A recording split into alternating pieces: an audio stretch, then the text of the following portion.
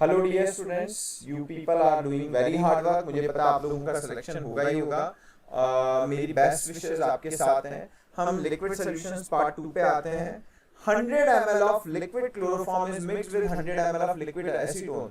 तो देख के पता लग गया इजी क्वेश्चन है। वैसे जनरली इजी क्वेश्चन ही हमारे सिलेबस में आते हैं, तो मैंने कोई भी फालतू उलूल जुलूल टाइप का क्वेश्चन नहीं लिया है। सारे जो आ सकते हैं वैसे क्वेश्चन लिया है। अब बच्चे इसमें कई बार कंफ्यूजन कर देते हैं, तो हमारे दिमाग में कंसेप्ट अगर क्लियर रहता है तो बहुत सारी बातें क्लियर हो जाती है। तो कंसेप्ट हमारे पास क्या है? हमारे पास क्लोरोफॉर्म है। सबसे पहले क्लोरोफॉर्म का एक सोल्यूशन था, एक डिब्बे में क्लोरोफॉर्म था, दूसरे डिब्बे में हमारे पास क्या था? एसीटोन।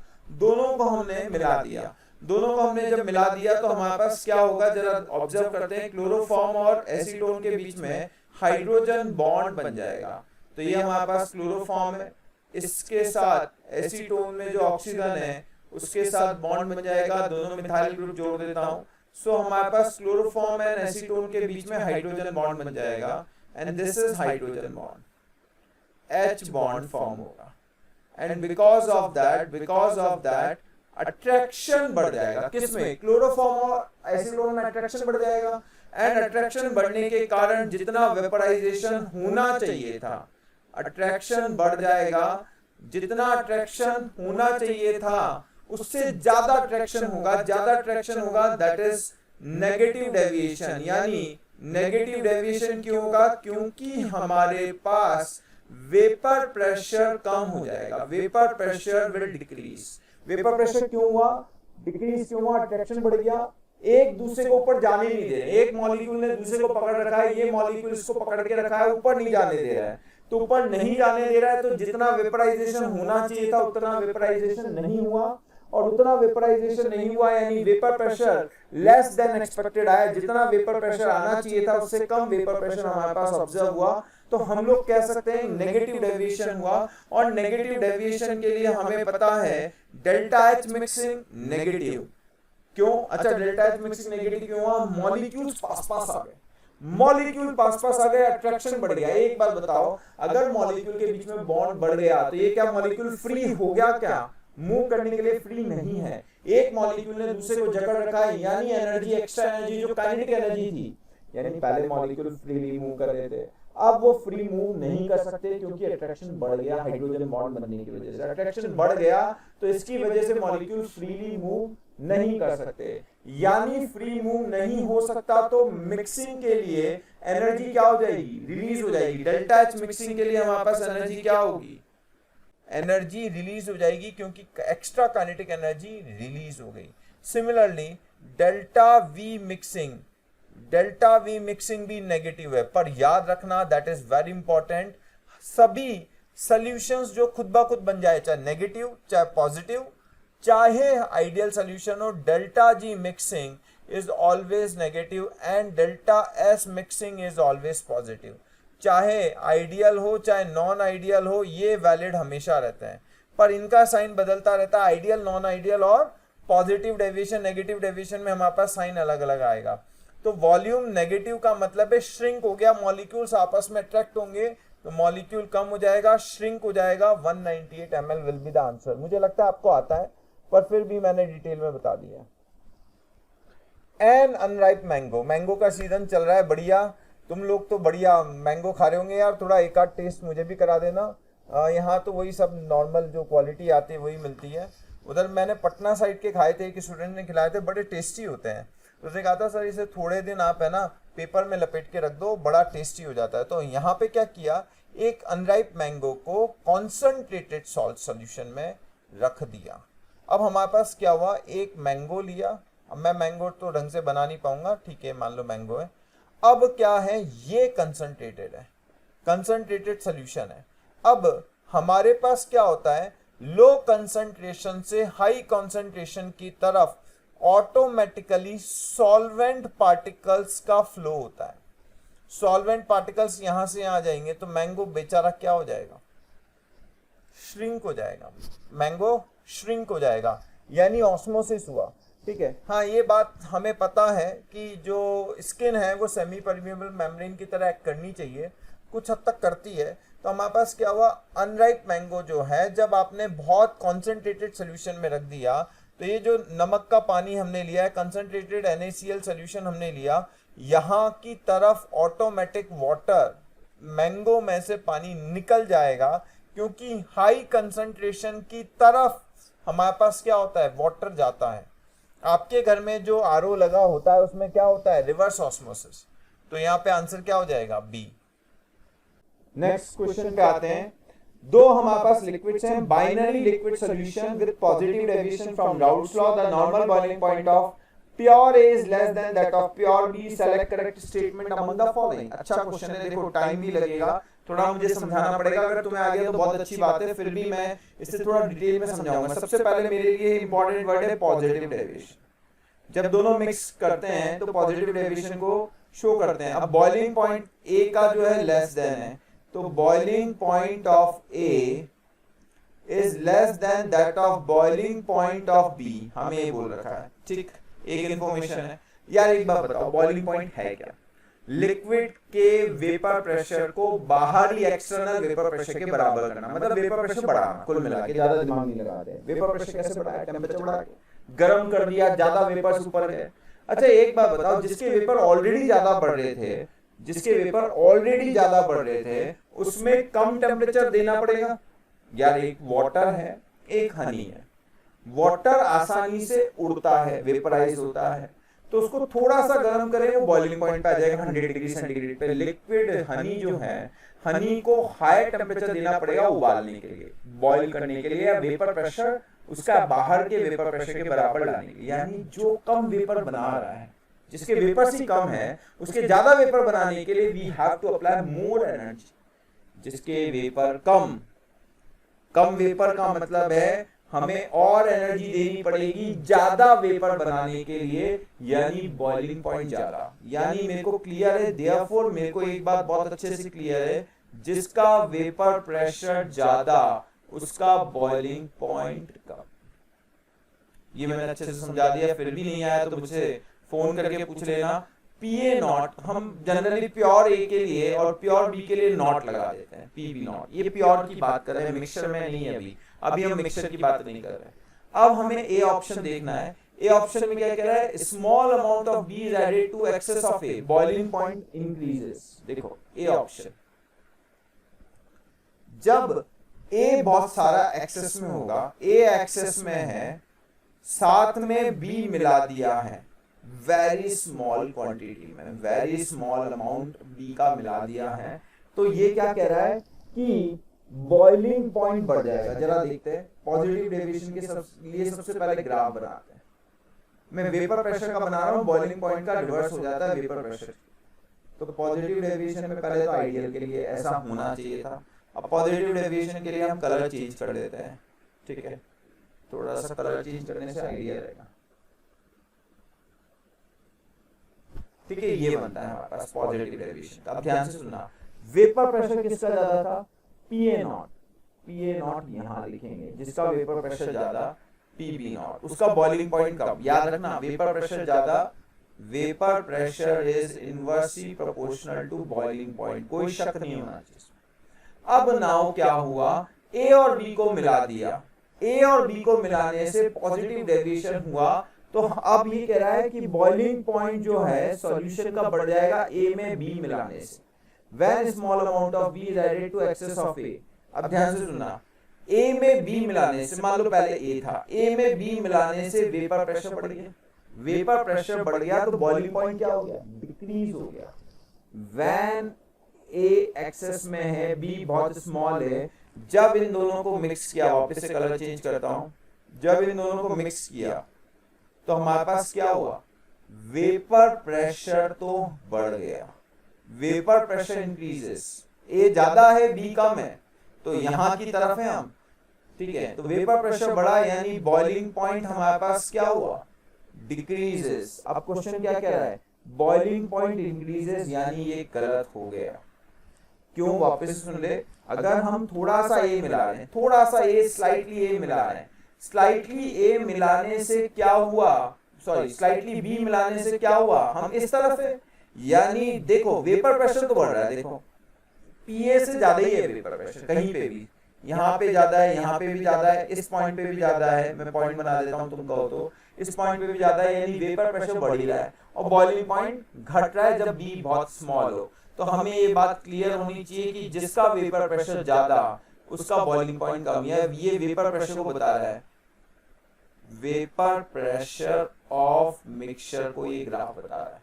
और यहाँ पे अगर हम देखें तो हमने क्या देखा, इस पॉइंट पे हमारे पास क्या है, ए जो है एक्सेस में है एंड बी क्या है, बी स्मॉल क्वांटिटी में या लिमिटिंग है, हम लिमिटिंग शब्द भी यूज कर सकते थे।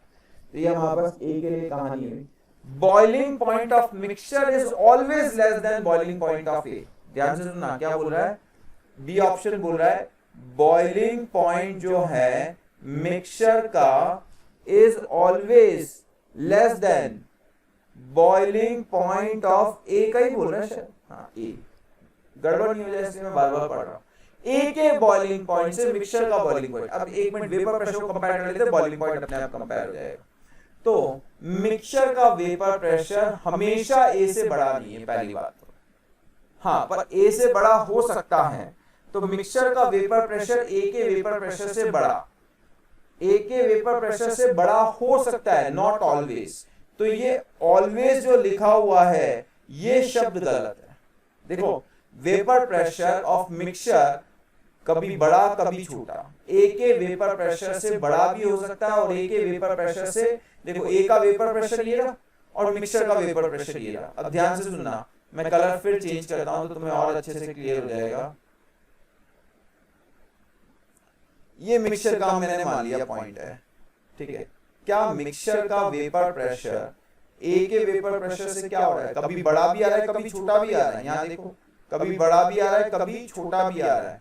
तो बॉइलिंग पॉइंट ऑफ मिक्सचर कभी बड़ा भी हो सकता है कभी स्मॉल भी हो सकता है, बराबर भी हो सकता है, किसके, बॉइलिंग पॉइंट ऑफ ए के बराबर, बड़ा छोटा कुछ भी हो सकता है। ऑलवेज तो गलत हो गया, यानी B option is also wrong. C option पे आते हैं तो बी भी गलत हो गया। सी ऑप्शन पे आते हैं, हमारे पास क्या बोल रहा है, सी ऑप्शन में बोल रहा है boiling point of the azeotropic mixture is always less than the boiling point of pure B, ठीक है। तो बोल रहा है सी ऑप्शन में बोल रहा है boiling point of azeotropic mixture, azeotropic mixture का बॉइलिंग पॉइंट जो है is less than boiling point of pure B. तो जरा देखें ग्राफ में, वापस से बना लें, उसमें बहुत सारी कहानी हमने उलझा दी है इसलिए इसे वापस से देखना भाई। एजियोट्रॉपिक मिक्सचर क्या होता है, एजियोट्रॉपिक मिक्सचर तुम्हें याद होना चाहिए एक ऐसा मिक्सचर जिसका फ्रैक्शनल डिस्टिलेशन नहीं कर सकते, ये एजियोट्रॉपिक मिक्सचर। इसका वेपर प्रेशर मैक्सिमम है, यानी इसका बॉइलिंग पॉइंट क्या होगा, मिनिमम। जिसका वेपर प्रेशर मैक्सिमम उसका बॉइलिंग पॉइंट मिनिमम। तो अभी कह रहा है कि हमारे पास एजियोट्रॉपिक मिक्सचर का बॉइलिंग पॉइंट कम होगा, boiling point of pure B, ये पी बी नॉट है। तो हाँ, अब देखो ध्यान से सुनो, मैंने कैसे किया, मेरे को पता है कि vapour pressure of B is less than vapour pressure of azeotropic mixture. B का वेपर प्रेशर एजियोट्रॉपिक मिक्सचर के वेपर प्रेशर से कम आ रहा है। देख इसका वेपर प्रेशर ज्यादा, मिक्सचर एजियोट्रॉपिक मिक्सचर ये रहा, और ये बी, तो बी ज्यादा दिख रहा है या ये ज्यादा दिख रहा है, वेपर प्रेशर एजियोट्रॉपिक मिक्सचर का ज्यादा दिख रहा है, हाँ या ना, ये ज्यादा दिख रहा है। तो टी एजियोट्रॉपिक मिक्सचर का हमें वेपर प्रेशर ज्यादा, जिसका वेपर प्रेशर ज्यादा उसका बॉइलिंग पॉइंट कम, अभी पढ़ा था, boiling point is inversely proportional to vapour pressure. तो ये बिल्कुल सही है, ऑलवेज ट्रू है, this is correct, this is always true, क्योंकि रिवर्स हो जाएगा, जो वेपर प्रेशर का हमने निकाला उसका रिवर्स क्या हो जाएगा बॉइलिंग पॉइंट में। तो यहाँ पे हम क्या कह सकते हैं, हाँ ऐसा हो जाएगा, क्योंकि वेपर प्रेशर बी का हमेशा vapour pressure of azeotropic mixture से कम होगा, ऑलवेज। दिख भी रहा है, मैंने ग्राफ में आपको शो कर दिया है, क्लियर हो गया। तो आंसर हमारे पास क्या हो जाएगा, सी। डी भी कर लेते हैं। कोई भी हमारे पास अगर पॉजिटिव डेविएशन है, यानी एजियोट्रॉपिक मिक्सचर जब बनता है, it can not be separated, इसका फ्रैक्शनल डिस्टिलेशन हम नहीं कर सकते, तो डी भी गलत हो गया। किसी भी एजियोट्रॉपिक मिक्सचर को फ्रैक्शनल डिस्टिलेशन के थ्रू सेपरेट नहीं कर सकते। ठीक, नेक्स्ट क्वेश्चन हमारे पास क्या आता है, calculate amount of calcium chloride dissolved in 16.42 litre of water such that osmotic pressure is this much. बहुत इजी क्वेश्चन है, न्यूमेरिकल है। हम कैसे करेंगे, पाई इक्वल्स टू ICRT। ठीक है, पाई हमारे पास कितना दिया है 1 ATM, और आई कितना दिया है, आई 1 है या 3 है। कैल्शियम क्लोराइड में 3 आयन से, तो आई कैसे निकालेंगे, एक कैल्शियम 2+, एक Cl- और एक और Cl-, 3 पार्ट में टूटेगा, यानी I3। कंसंट्रेशन अब हमारे पास नहीं पता, तो हम कंसंट्रेशन की जगह क्या लिखते हैं, देखो याद करो, मोलारिटी क्या होता है, कंसंट्रेशन को मोलारिटी भी कहते हैं। ये क्या होता है, number of moles upon volume in litre, यही होता है। तो नंबर ऑफ मोल्स की जगह क्या डाल देंगे, wait upon molar mass into volume in litre. तो यहाँ पे वेट हमें निकालना है या मास निकालना है। कैल्शियम क्लोराइड का हमारे पास मास क्या होता है 111, वॉल्यूम सॉल्यूशन का हमें कितना दिया है 16.4। ठीक, R 0.0821 लीटर एटीएम में निकाला, इसलिए ये लीटर में है, ये एटीएम में है और ये लीटर में है वॉल्यूम, इसलिए लीटर एटीएम लिया, आर का वैल्यू जूल में नहीं लिया, ध्यान रखना। टेम्परेचर केल्विन में लेते हैं हमेशा, इसमें कोई शक नहीं होना चाहिए। तो वजन अगर हम सॉल्व करेंगे तो लगभग हमारे पास ये 1/12 होता है। 0.0821 जो होता है ना, 0.0821 इज अप्रोक्सीमेटली 1/12, ये 1/12 होता है। ठीक है, तो ये आ जाएगा 111 इंटू 16.42 इंटू 12, ये 12 ऊपर आ गया है, नीचे कितना है 3 भी है और 300 भी है। ठीक है, तो तृतीया 9 इससे गया, 111 को 110 मान ले, 12 तो हमारे पास 24.66 के आसपास आना चाहिए। अप्रोक्सीमेशन से हमने देख लिया 24.66 या 25 के आसपास आना चाहिए हमारे पास, वजन आ जाएगा, इतना वजन हमारे पास आ जाए। ठीक है, A system that forms maximum boiling azeotrope, ये इंपॉर्टेंट टर्मिनोलॉजी है। मैक्सिमम बॉइलिंग एजियोट्रॉप का मतलब क्या है, जब भी एजियोट्रॉपिक मिक्सचर बनता है, एजियोट्रॉपिक मिक्सचर में हम वेपर प्रेशर का जब ग्राफ बनाते हैं, तो हमारे पास जिसका वेपर प्रेशर कम होता है, ये हम पॉइंट है, ठीक है, तो जिसका वेपर प्रेशर कम होता है उसका बॉइलिंग पॉइंट क्या होता है ज्यादा। अभी मैंने बताया था vapour pressure is inversely proportional to boiling point. तो हमारे पास क्या हुआ, इसका वेपर प्रेशर, ये यहां वाली लाइन वेपर प्रेशर को बताती है पी को, और यहां मोल फ्रैक्शन को बताता है। तो vapour pressure is inversely proportional to boiling point, यानी हमें क्लियर है ये हमारे पास क्या बोल रहा है, मैक्सिमम बॉइलिंग। अब मैक्सिमम बॉइलिंग यानी बॉइलिंग पॉइंट अगर मैक्सिमम है तो वेपर प्रेशर क्या होगा, मिनिमम।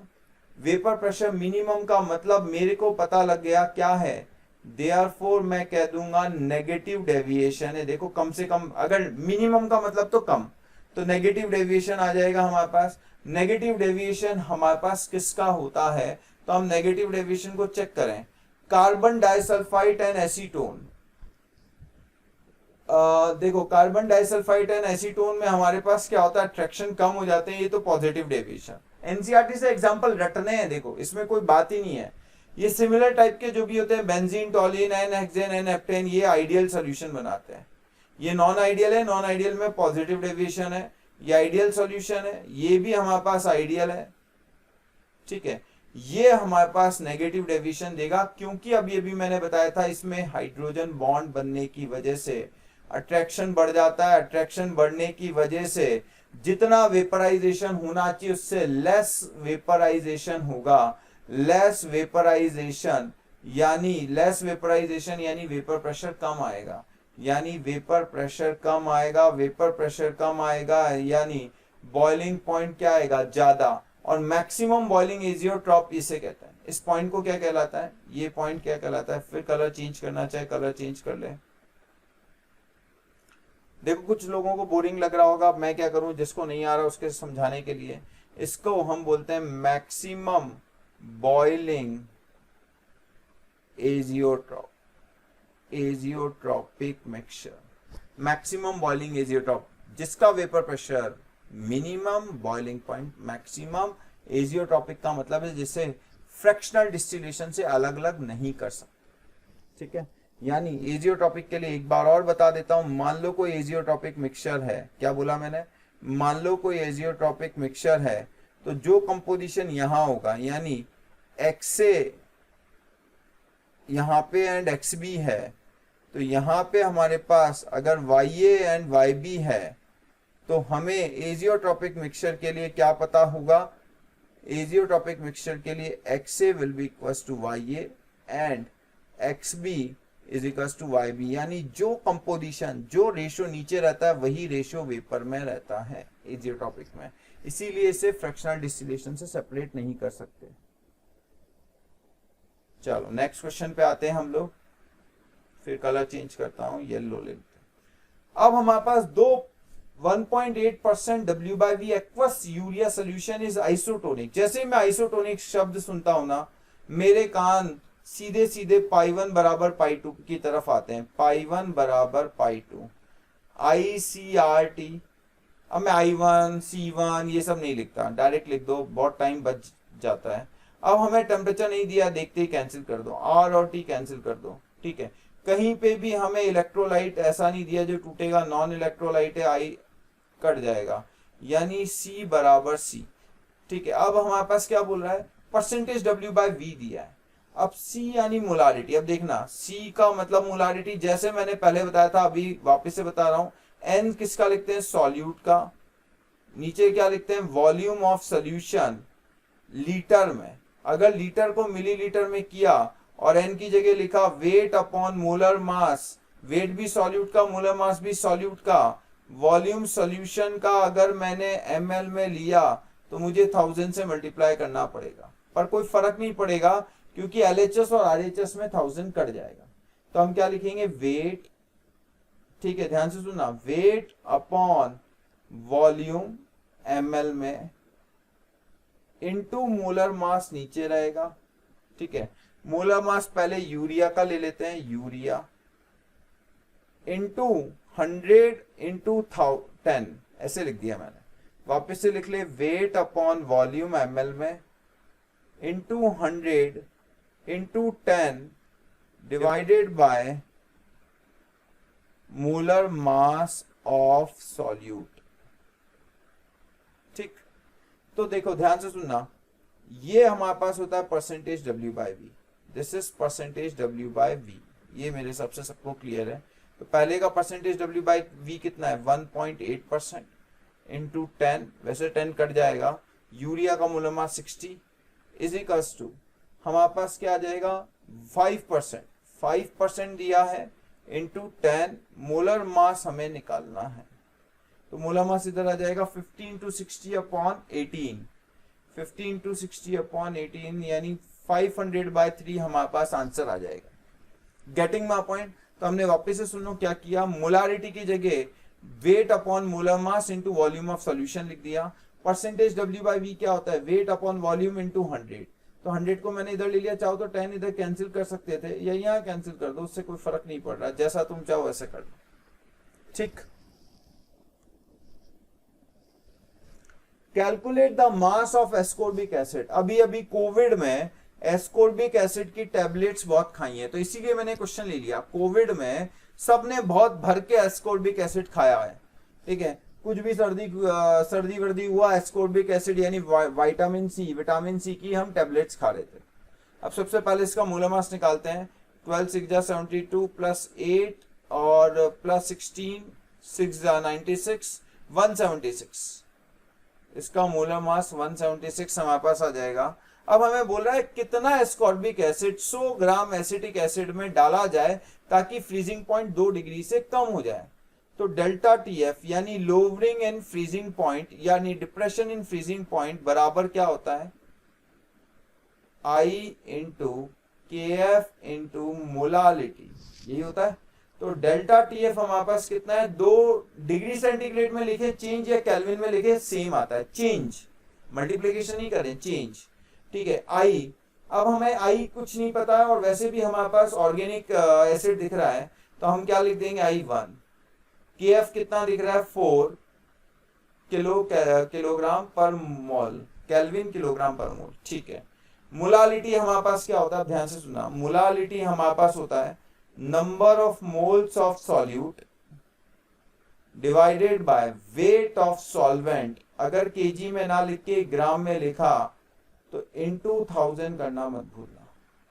अब मोल्स की जगह क्या लिख देंगे, weight of solute divided by molar मास किसका, सॉल्यूट का मैं लिखूंगा, इनटू वेट ऑफ सॉल्वेंट, सब दोनों ग्राम में, क्योंकि मैंने ऊपर 1000 से मल्टीप्लाई कर दिया, होना चाहिए था किलोग्राम, तो मोलालिटी की जगह weight of solute, weight of solute हमारे पास कितना है निकालना है, into 1000 upon molar mass of solute, इसका हमने अभी अभी निकाला 176, इनटू वेट ऑफ सॉल्वेंट 100 ग्राम, ग्राम में ही लेना है, तो ये 100 जो है 2 0 चले गए, कैलकुलेशन भी इंपॉर्टेंट है, 2 2 जा 4, 176, 8.8 आ जाएगा शायद, तो वेट आएगा 8.8 ग्राम के आसपास आ जाएगा, यानी 10 ग्राम के आसपास। मैंने तो अप्रोक्सीमेशन से कर लिया है, मैंने इतना दिमाग नहीं लगाया।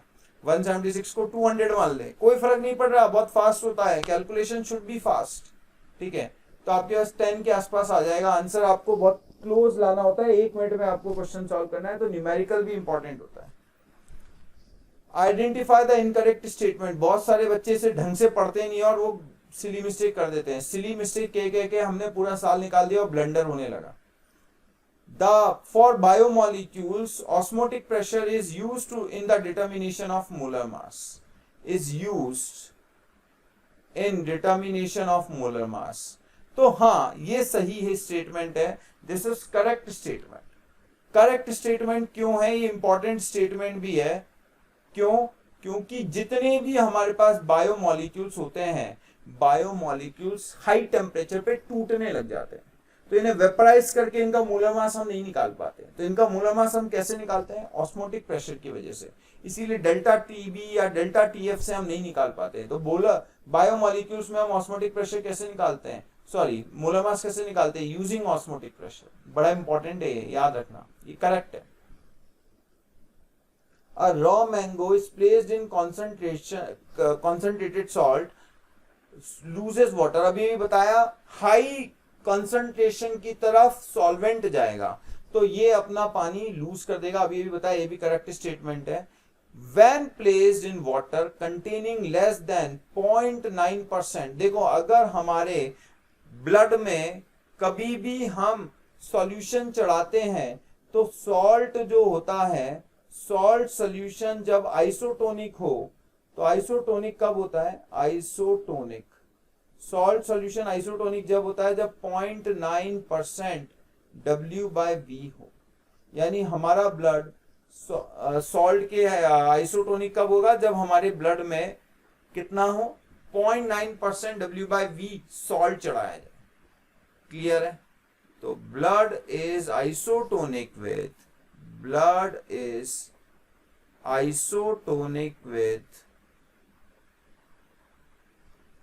0.9% W/V और 0.16 M मोलारिटी में भी ये आता है करीब, आपको याद होगा, % W/V सॉल्ट सोल्यूशन।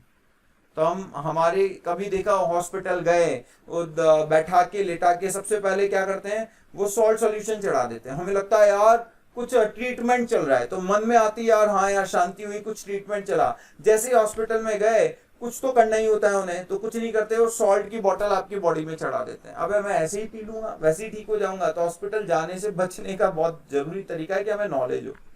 चलो, तो ब्लड सेल्स, अब ये कह रहा है कि वाटर को when placed in water containing less than, salt कम है। अब सुनना ध्यान से, यानी जो पानी है, ये सेल रखा, एक सेल है और ये पानी है, तो ये ब्लड का सेल है और इसकी कंसंट्रेशन क्या है, लोअर कंसंट्रेशन है। उसने खुद ने कहा है, क्वेश्चन है देख, लेस कंसंट्रेशन, इससे लेस कंसंट्रेशन पे गया तो हमारे पास क्या होता है, मैंने क्लियरली तुम्हें मेंशन किया है, कलर चेंज करता हूं, मैंने क्लियरली तुम्हें मेंशन किया है हाई कंसंट्रेशन की तरफ कौन जाता है, हाई कंसंट्रेशन की तरफ सॉल्वेंट पार्टिकल्स जाते हैं। तो लो कंसंट्रेशन से हाई कंसंट्रेशन कौन है, ब्लड, हाई कंसंट्रेशन की तरफ हमारे पास पानी जाएगा तो ब्लड के सेल्स जो है फूल जाएंगे, स्वेल्ड हो जाएंगे। बिल्कुल सही स्टेटमेंट है या नहीं है, सही स्टेटमेंट है, ये भी करेक्ट स्टेटमेंट है, हमसे तो इनकरेक्ट पूछ रहा है, करेक्ट स्टेटमेंट।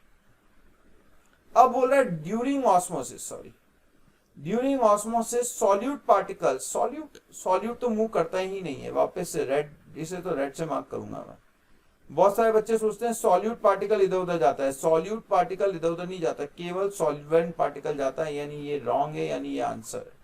तो इनकरेक्ट पूछ रहा था, क्योंकि हमसे इनकरेक्ट पूछ रहा था तो आंसर कौन सा है, डी, सॉल्यूट पार्टिकल्स नहीं जाते, सॉल्वेंट पार्टिकल्स जाएंगे। ये जो मैंने डायरेक्शन दिया है ना, ये डायरेक्शन में कौन जाएंगे, सॉल्वेंट पार्टिकल्स ओनली, छोटे होते हैं, सॉल्यूट पार्टिकल्स बड़े होते हैं, उस सेमी परमेबल मेम्ब्रेन से नहीं जा पाते, याद रखना है। maximum amount of a solid solute that can be dissolved in a specified amount of given liquid। देखो कितना सॉल्यूट जो है किसी लिक्विड में घुलेगा, इसका प्रेशर से कोई लेना देना नहीं है, डायरेक्ट दिख रहा है, क्योंकि प्रेशर जो है वो गैस पे लगेगा, लिक्विड या सॉलिड पे प्रेशर का नेग्लिजिबल या बिल्कुल इफेक्ट नहीं होता है, तो प्रेशर से कोई फर्क नहीं पड़ेगा। अगला क्वेश्चन हमारे पास क्या बोल रहा है, अगला क्वेश्चन हमसे, फिर कलर चेंज कर देता हूं, yellow. Equal volume of urea and NaCl are placed in opposite sides of a U shaped tube separated by semi permeable membrane, what will be the setup look like। अब देख, है तो मन में तो आया यार ये दोनों की कंसंट्रेशन सेम है, नहीं, इसकी कंसंट्रेशन 1 MnACl जो है पानी में जाने के बाद इन सोल्यूशन यानी घुलने के बाद क्या हो जाएगा, देखना Na+ हो जाएंगे, एक मॉलिक्यूल को तोड़ेंगे, 1 मोल Na+ बनेगा, यानी 1m तो इसका बनेगा, 1 मोल ले ले, और 1 मोल 1 लीटर पानी ले लेते हैं, अज्यूम कर लिया है 1 मोल Cl-, एक्चुअल में अगर हम देखें तो हमारे पास 2m concentration of ions that is Na+ and Cl- हो जाएगी, यानी NaCl जो है हायर कॉन्सेंट्रेशन पे रहेगा, हायर कॉन्सेंट्रेशन पे रहेगा तो हमारे पास क्या होता है, ध्यान से देखना, जहां कंसंट्रेशन ज्यादा है वहां की तरफ हमारे पास क्या होगा, सॉल्वेंट के पार्टिकल्स का फ्लो होगा। होता क्या है इसको भी समझ लेते हैं, सेमी परमेबल मेम्ब्रेन लगा देता है, कलर चेंज कर रहा हूं, ये 2 सॉल्यूशन है, ठीक है, सॉरी,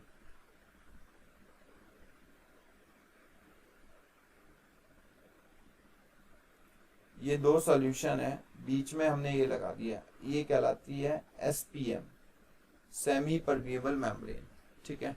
अब हमारे पास क्या क्या है, एक सेकेंड, पहले तो यहाँ पे NaCl है ना, मैं ये मार्क कर देता हूँ, उसके बाद कलर चेंज करूंगा, और यहाँ कम है, अब कलर चेंज करता हूँ, इंक कलर येलो, 2 तरफ सॉल्यूशन है। अब सॉल्यूट मिला दिया, अब सॉल्यूट मिला दिया, यहाँ सॉल्यूट, ये NaCl है, ये आपके पास क्या है, यूरिया,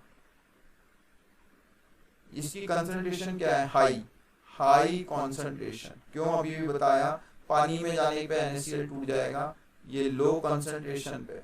अब ध्यान से सुनना, यहाँ पे रोकने वाले, देखो रोकने वाले कम पार्टिकल हैं, तो यहाँ से यहाँ फ्लो दोनों तरफ होता है।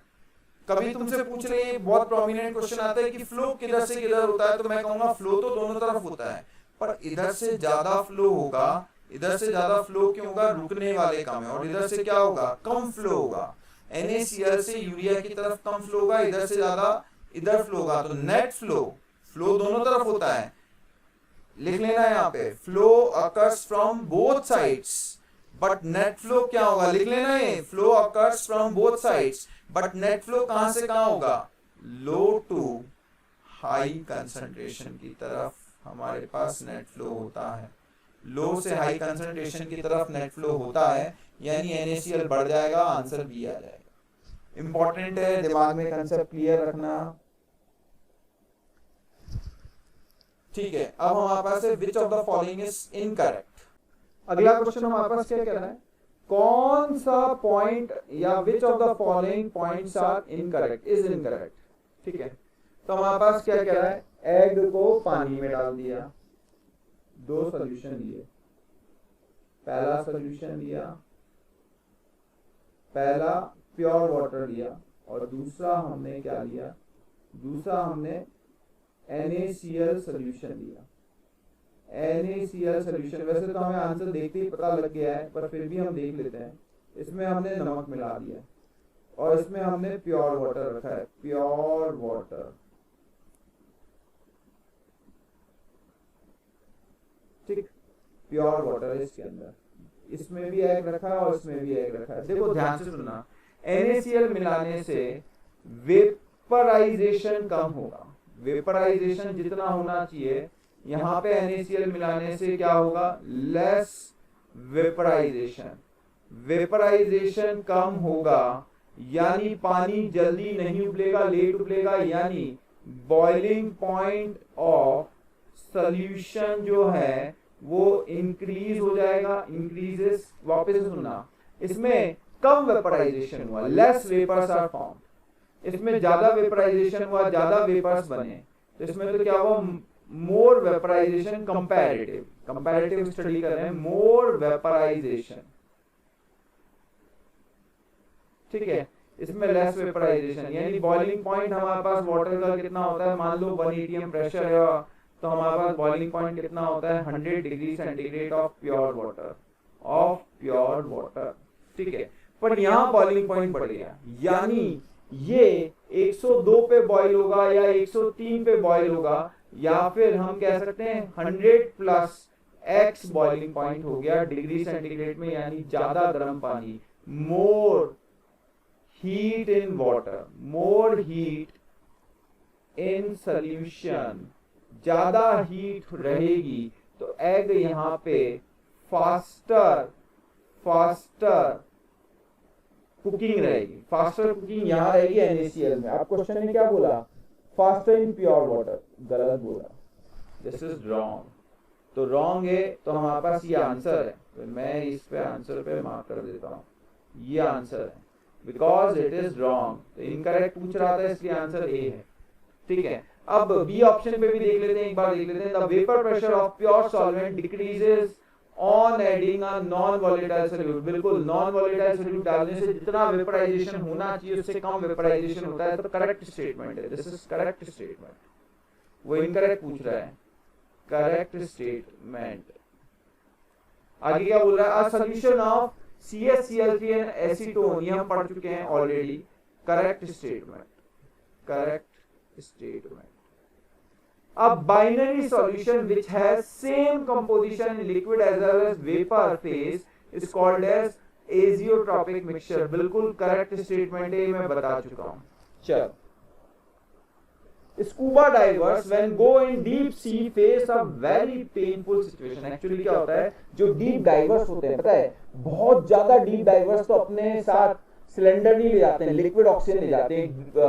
पिंक कलर का सोल्यूशन होता है, उसमें ऑक्सीजन डिसॉल्व होती है, यानी पानी में से वो पानी में से ऑक्सीजन लेते हैं, क्योंकि इतना हाई प्रेशर होता है कि वो लिक्विड ऑक्सीजन ले जाने का जोखिम नहीं उठाते, क्योंकि लिक्विड ऑक्सीजन के सिलेंडर फट सकते हैं और भी कोई डेंजरस सिचुएशन आ सकती है, तो लिक्विड में से वो ऑक्सीजन लेते हैं। तो डेंसली ऑक्सीजनेटेड हमारे पास लिक्विड रहता है, पानी रहता है। तो हमारे पास स्कूबा डाइवर्स की बात अलग है। स्कूबा डाइवर्स जब नीचे जाते हैं, देखो नीचे जाते वक्त हमारे पास क्या होता है, प्रेशर बढ़ जाता है। प्रेशर बढ़ने से क्या होता है, हम जब ऑक्सीजन सिलेंडर में से हम जब ब्रीदिंग कर रहे हैं, तो हमारी बॉडी के अंदर नाइट्रोजन भी जा रही है, कार्बन डाइऑक्साइड और भी गैसेस जा रही है, ऑक्सीजन भी जा रही है। ऑक्सीजन तो एब्जॉर्ब हो जाती है, पर CO2 जो है ब्लड में, सॉरी नाइट्रोजन जो है ब्लड में घुल जाती है। अब नाइट्रोजन जब ब्लड में घुल गई तो वो वापस से जब बाहर आती है तो उससे बुलबुले बन जाते हैं, और ये जो बबल्स हैं इसके वजह से हमारी बॉडी में एक सिचुएशन आती है जिसे हम कहते हैं बैंड्स। इससे हमारे बॉडी में बहुत इनॉर्मस पेन होता है, कई बार डेथ भी हो जाती है, तो जॉइंट में बहुत पेन होता है, ये याद रखना बैंड्स। तो क्या होता है, इसमें नाइट्रोजन को रिप्लेस करके कुछ हीलियम डाल देता है, पर विच इज मोर, मोर नहीं, लेस सॉल्युबल, ये गलत है। लेस सॉल्युबल, लेस सॉल्युबल वाला कोई ऑप्शन है क्या? बिल्कुल है, ये रहा। तो हीलियम डाल देते हैं, हीलियम इज लेस सॉल्युबल, तो नाइट्रोजन की जगह कुछ हीलियम डाल देते हैं। हीलियम डालने से क्या होगा, कम घुलेगी, कम घुलेगी, कम बबल्स बनेंगे और हमारी बॉडी को कम पेन होगा। तो आंसर क्या होगा? C. Identify correct statement, aquatic species are more comfortable in hot water. नहीं नहीं, हॉट वाटर में तो ऑक्सीजन कम घुली रहती है। हॉट वाटर में क्या होता है, इनफैक्ट ए ऑप्शन में अगर मैं देखूं तो हॉट वाटर में लेस ऑक्सीजन होती है, लेस ऑक्सीजन, क्योंकि ऑक्सीजन क्या उड़ जाती है, गैस उड़ जाती है। टेम्परेचर ज्यादा होगा, टेम्परेचर ज्यादा होने से काइनेटिक एनर्जी बढ़ जाएगी, किसके? Kinetic energy of gas molecules, gas के मॉलिक्यूल्स की काइनेटिक एनर्जी बढ़ जाएगी और गैस उड़ जाएगी। तो ये तो हमारे पास करेक्ट पूछ रहा था, this we should tell correct, this is incorrect.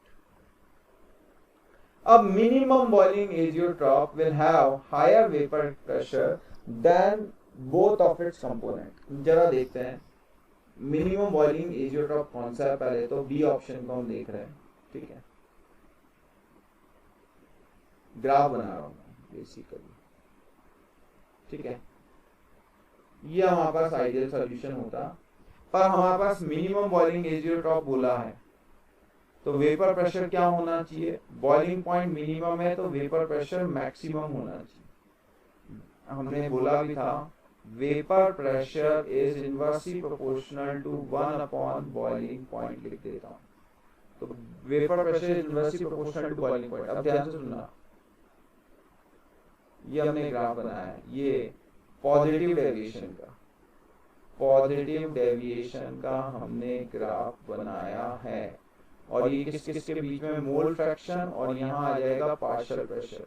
ये हमें पहले से पता है, vapour pressure is inversely proportional to boiling point. अब ध्यान से सुनना, ये हमारे पास कहलाता है जिसका वेपर प्रेशर मैक्सिमम उसका बॉइलिंग पॉइंट मिनिमम, ठीक है।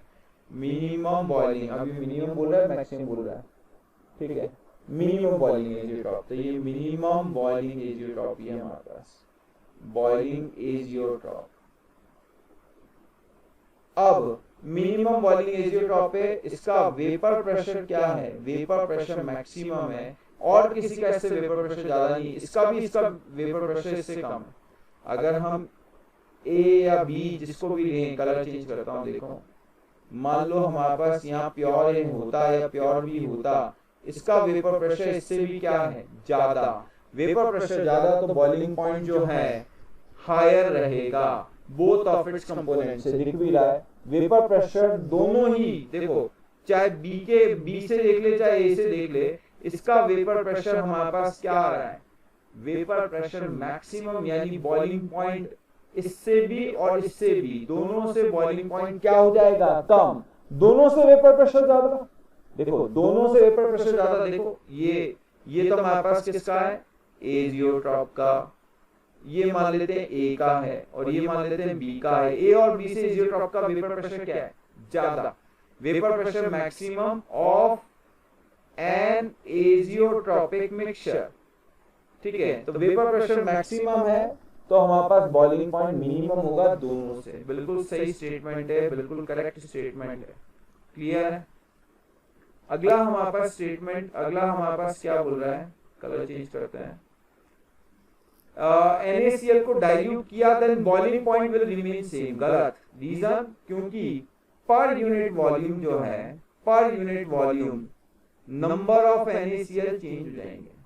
Number of NaCl molecules will change, molecules will change, यानी पर यूनिट वॉल्यूम हमारे पास चेंज हो जाएगा। चेंज, ठीक।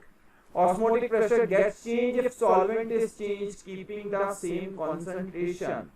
अगर ऑस्मोटिक प्रेशर की बात की जाए तो कौन सी कॉलिगेटिव प्रॉपर्टी है? Depends only on number of particles, depends only on number of particles.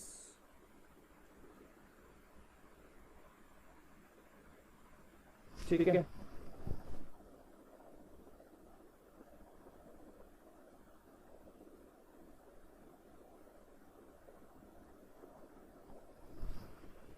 Next question हमारे पास क्या आता है, vapour pressure of pure A 520 दिया है, vapour pressure of pure B दिया है 1000, और दोनों का हमारे पास 180 एम यानी 760 mm दे दिया है। तो amount of A in the mixture, तो देखो मैं क्या फॉर्मूला लगाता हूं, पीटी बराबर PA naught X A plus PB naught X B. ठीक है, अब हमसे क्या बोल रहा है, टोटल पीटी हमारे पास कितना दिया है 180 एम यानी 760 बोल देता हूं, पीए नॉट है 520, एक्स से हमें निकालना है प्लस पीबी नॉट कितना है 1000, एक्स बी की जगह 1 माइनस एक्स से लिख लेंगे। ठीक, सॉल्व करते हैं जरा इसे, 760 is equal to 520 X A plus 1000 minus 1000 X A. तो एक्स से इसमें से ये एक्स से जाएगा तो कितना बचेगा, 520 है और 1000 है, 480 एक्स है, 480 X A is equal to, और ये कितना है 760 और 1000 में से 760 जाएगा 240, तो 1/2 आ जाएगा, तो 50 मोल % आ जाएगा हमारे पास आंसर। सिंपल क्वेश्चन है। Density of a 2.05 m solution of acetic acid in water is 1.02 gram per ml.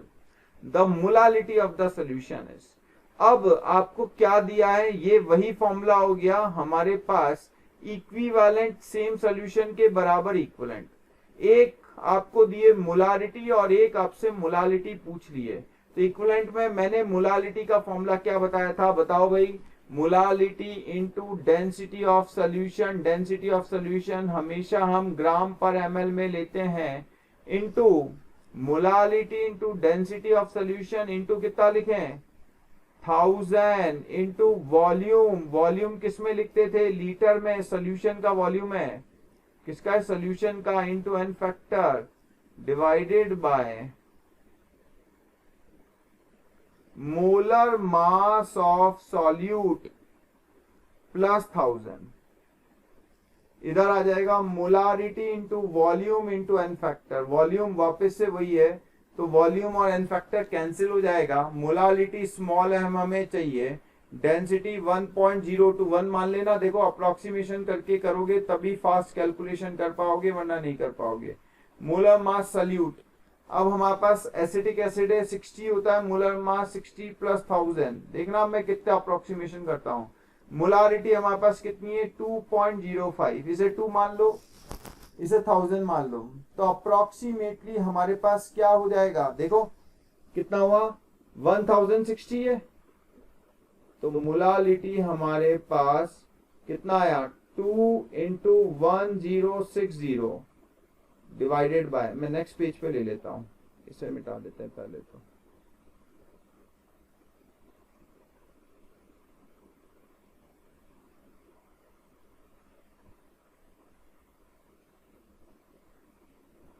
तो हमारे पास क्या आएगा, molality is equal to 2.05 into molality is equal to 2.05 into 1060, ठीक है, डिवाइडेड बाय 1.02 अपॉन 1000, 1.02 और इंटू है शायद, इंटू 1000, वेरी गुड। देखो साफ पता लग रहा है, इसे अप्रोक्सीमेट काटे 2 पॉइंट समथिंग आना चाहिए, 2 से ज्यादा आना चाहिए, तो 2 पॉइंट समथिंग जरा देखो कौन सा आ रहा है, 2.28 आ रहा है, नहीं आ रहा है, तो आंसर हमारे पास क्या जाएगा, हमने अप्रोक्सीमेशन से दिमाग लगाया नहीं और हमने आंसर ले लिया, तो मोलालिटी हमारे पास क्या आ गया, मोल पर केजी, मोल पर केजी ऑफ सॉल्वेंट, केजी किसका, सॉल्वेंट का, ये रहा, ठीक है, तो मोल पर केजी, केजी इनवर्स है, ठीक। Mixture of volatile components A and B has total vapour pressure, P total हमारे पास ये दिया है फॉर्मूला, एक्स से यहाँ है आएगा, ये एक्स से इधर का है ना, ठीक है, मतलब ये दिया है। अब हमारे पास क्या है, हमें फॉर्मूला पता होना चाहिए, अगर मुझे फॉर्मूला नहीं आता, वैसे तो मुझे पता है पीबी नॉट प्लस आ जाएगा, पर मेरे को मान लो नहीं आता, और मेरे को ये राउल्स लॉ से पता है PA naught X A plus PB naught X B. अब मुझे क्या हटाना है, एक्स बी हटाना है, तो एक्स बी की वैल्यू डाल देते हैं। तो पी टी बराबर P A naught X A plus P B naught, X B की जगह क्या डाल देंगे, 1 माइनस एक्स ए डाल देंगे। तो पी टी बराबर हमारे पास क्या आ जाएगा, P A naught X A P B naught और minus P B naught X A. P B naught common ले लेंगे तो पी टी बराबर, अगले पेज पे आ जाऊंगा, ठीक है, पी टी बराबर क्या आ जाएगा, P A naught minus P B naught, तो पहले तो पी बी नॉट लिख लें, plus P A naught minus P B naught और एक्स ए कॉमन आ जाएगा। नाउ कंपेयरिंग, कंपेयर किससे कर रहे हैं, नाउ कंपेयरिंग विद, किससे कंपेयर करेंगे, जो क्वेश्चन में दिया है, केवल कंपेयर करना है। तो पीटी बराबर क्वेश्चन में दिया है 254 माइनस 119 एक्स ए, ठीक है। तो अगर मैं कंपेयर करूं इक्वेशन नंबर 1 और 2 को, दोनों को अगर कंपेयर करें तो क्या आएगा देखना, पी बी नॉट 254 आ जाएगा, therefore P B naught is equals to 254 mm of H G, ठीक है, and P A naught minus P B naught कितना दिया है देखो, 119, ठीक है।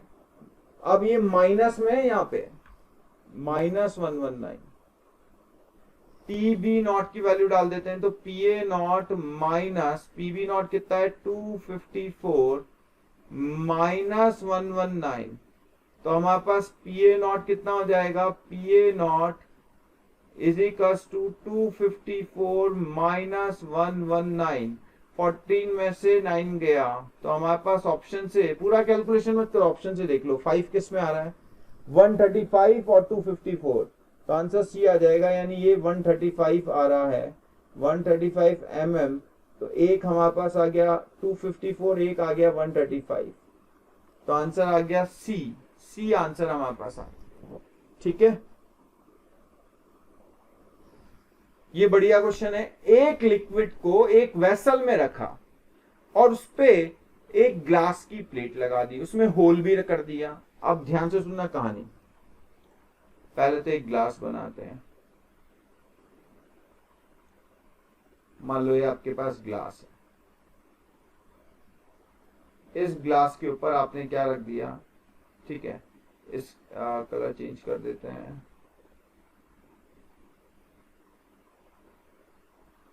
ठीक है, इसके ऊपर आपने एक प्लेट रख दी।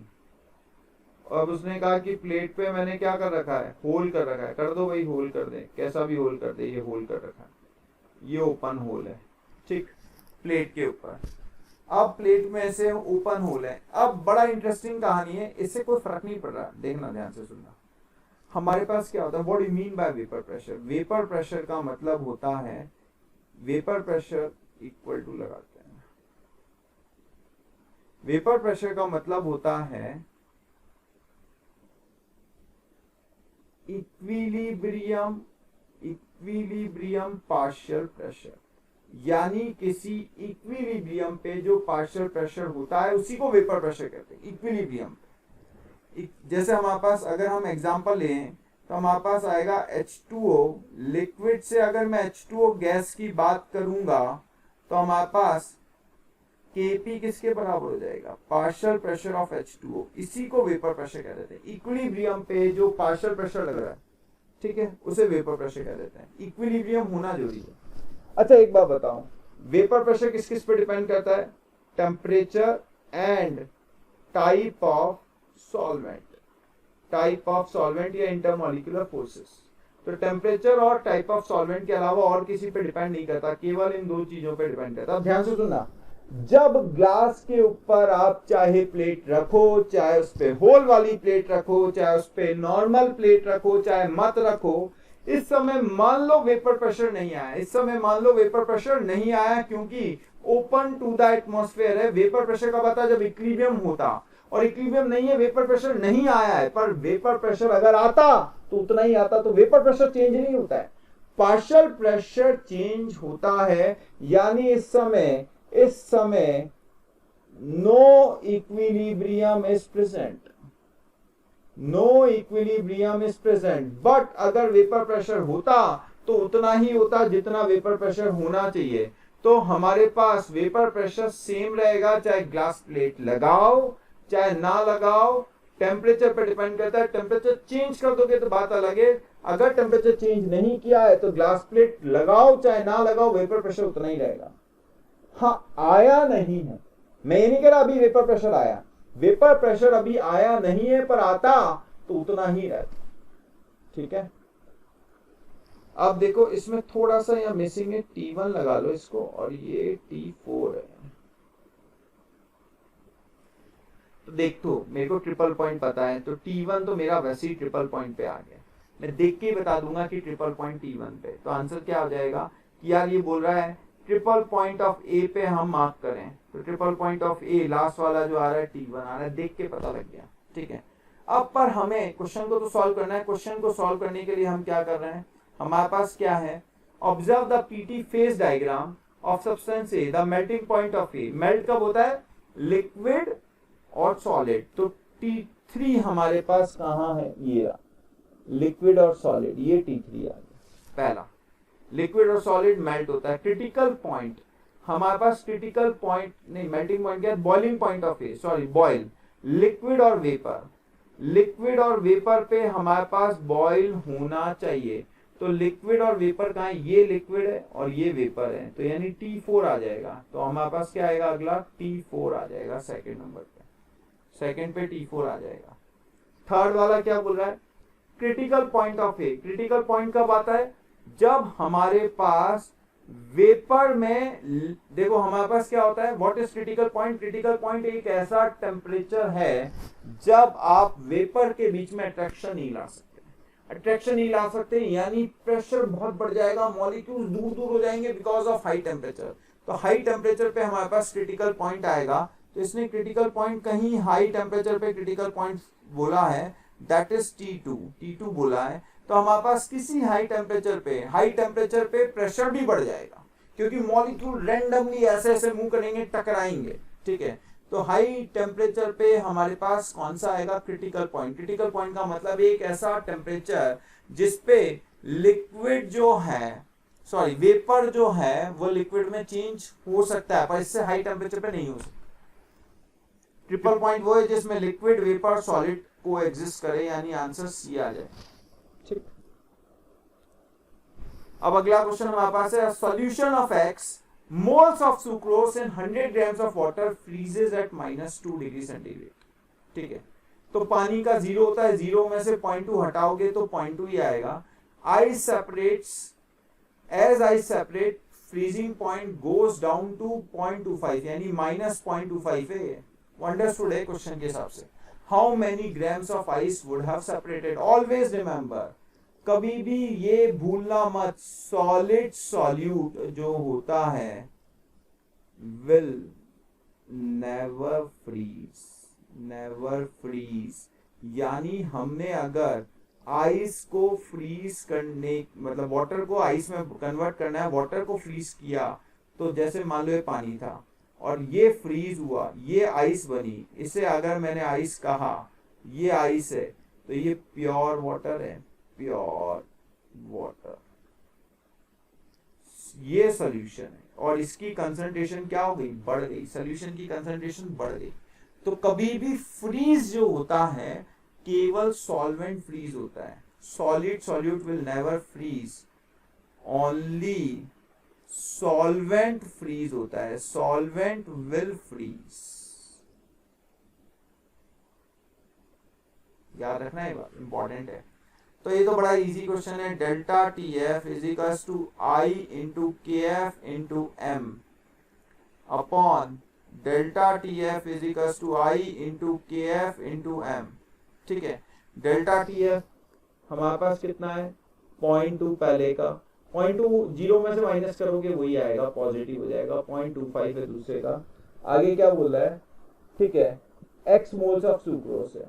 तो मोलालिटी हमने अभी भी देखा था, मोलालिटी होता है number of moles of solute upon weight of solvent in KG.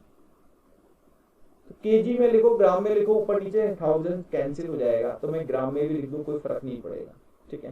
तो हमारे पास कितना है, ऊपर कितना है x, x तो हमारे पास ये हो गया किसका वजन, सॉल्यूट का। सॉल्वेंट का वजन कितना दिया है, 100 ग्राम्स ऑफ वाटर, तो ये 100 ग्राम्स है। अब सॉल्यूट उतना ही रहेगा सॉल्यूशन में, आइस वाला पार्ट हट गया, तो आइस वाला पार्ट हट गया 100 माइनस y। y क्या लिया है हमने, y इज इक्वल्स टू जो हमारे पास आइस जो है वो सेपरेट हुई है, यानी आइस का वजन, मास ऑफ आइस कह देता हूं, ऐसे कह देता हूं, मास ऑफ आइस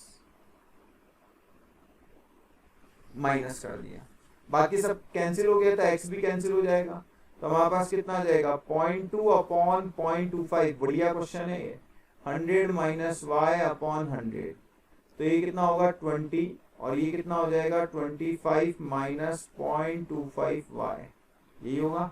तो 5 इधर आ जाएगा, तो y is equals to 5 by 0.25, 500 by 25, 500 by 25, यही आएगा।